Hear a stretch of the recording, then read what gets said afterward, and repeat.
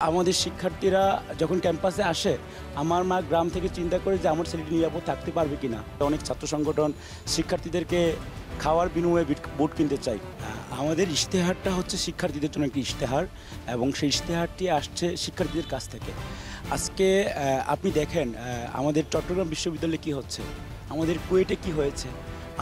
আমাদের শিক্ষার্থীরা যখন ক্যাম্পাসে আসে, আমার মা গ্রাম থেকে চিন্তা করে যে আমার ছেলেটি নিরাপদ থাকতে পারবে কিনা। আমরা আমাদের শিক্ষার্থীদের জন্য একটি নিরাপদ ক্যাম্পাস করতে চাই, এবং আমরা আরেকটি জিনিস করতে চাই যেখানে শিক্ষার্থীদের ভিন্ন মত থাকবে,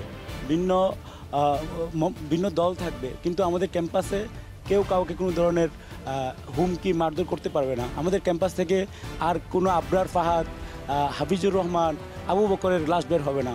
আমরা এখান থেকে বিশ্ববিদ্যালয়ে এসে আমরা যেন গ্র্যাজুয়েট হয়ে বের হতে পারি, আমরা যেন নিরাপদ চাকরি বা কেরিয়ার নিশ্চিত করে বের হতে পারি, সেই ধরনের একটি প্রসেস, সেই ধরনের একটি প্রক্রিয়া আমাদের ইশতেহারে থাকবে। আমাদের ইশতেহারে আরও যে একটি বিষয় থাকবে সেটি হচ্ছে আমরা আমাদের ক্যাম্পাসের খাদ্য, আবাসন, স্যানিটেশন, আমাদের কেরিয়ার সার্ভিস ম্যানেজমেন্ট, আমাদের স্কিল ডেভেলপমেন্ট প্রোগ্রাম, এই প্রোগ্রামগুলোকে আমরা প্রাধান্য দিচ্ছি। একই সাথে আমরা ঢাকা বিশ্ববিদ্যালয়ের সাবেক এবং বর্তমান শিক্ষার্থী যারা আছে তাদেরকে নিয়ে আমরা একটি অনলাইন প্ল্যাটফর্ম গড়ে তুলব, যেখানে আমাদের সাবেক এবং বর্তমান শিক্ষার্থীরা যুক্ত থাকবে এবং একে অপরের সাথে তারা ভিউ এক্সচেঞ্জ করতে পারবে একটি একাডেমিক জায়গা থেকে। আরেকটি বিষয় আমি আপনাদেরকে বলতে চাই, সেটি হচ্ছে আমরা আমাদের বিশ্ববিদ্যালয়ের শিক্ষার্থী যারা আছে তাদের হচ্ছে অনেকেরই অনেকটি সময় ফ্রি থাকেন, সেই সময়টি আমরা তাদেরকে যেন কোনো পার্ট টাইম জবে যুক্ত করা যায়, আমরা সেই ধরনের কোনো একটি আলোচনা করব। একই সাথে আমাদের যেসব প্রতিষ্ঠানগুলো ঢাকার মধ্যে কারখানা আছে, প্রতিষ্ঠান আছে, সেসব প্রতিষ্ঠানগুলোতে যেন আমরা আমাদের শিক্ষার্থীদেরকে ইন্টার্নশিপ যুক্ত করতে পারি, সেই ধরনের একটি রূপরেখা আমাদের ইশতেহারে থাকবে। আমাদের প্যানেলটি স্বতন্ত্র শিক্ষার্থী ঐক্য, এবং সেখানে অনেক স্বতন্ত্র শিক্ষার্থীরা আসছে যারা তাদের বিভিন্ন জায়গায় কোয়ালিফাইড।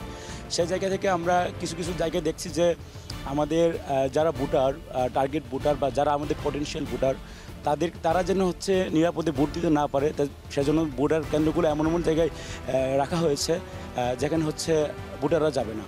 ভোটাররা না যাওয়া মানে যেসব ছাত্র সংগঠনগুলোর নির্দিষ্ট ভোট ব্যাংক আছে, নির্দিষ্ট শিক্ষার্থীরা আছে, হ্যাঁ, রিজার্ভ যে ভোটাররা আছে, তারা কিন্তু সে জায়গায় সুবিধা ভোগ করবে। সেই জায়গা থেকে আমরা যে ভোট কেন্দ্র পরিবর্তন যে বিষয়টি বলেছিলাম, বিশ্ববিদ্যালয়ের প্রশাসন সেটি শুনেনি, এবং একই সাথে আমরা যে দেখতে পেয়েছি যে অনেক ছাত্র সংগঠন শিক্ষার্থীদেরকে খাওয়ার বিনিময়ে বুট কিনতে চাই। আমি শিক্ষার্থীদেরকে বলবো, যারা আপনাদেরকে খাইয়ে বুট কিনতে চাই, তারা আপনাদেরকে মনে করছে যে এক প্লেট খাবারের বিনিময়ে আপনাদেরকে কিনতে পারছে।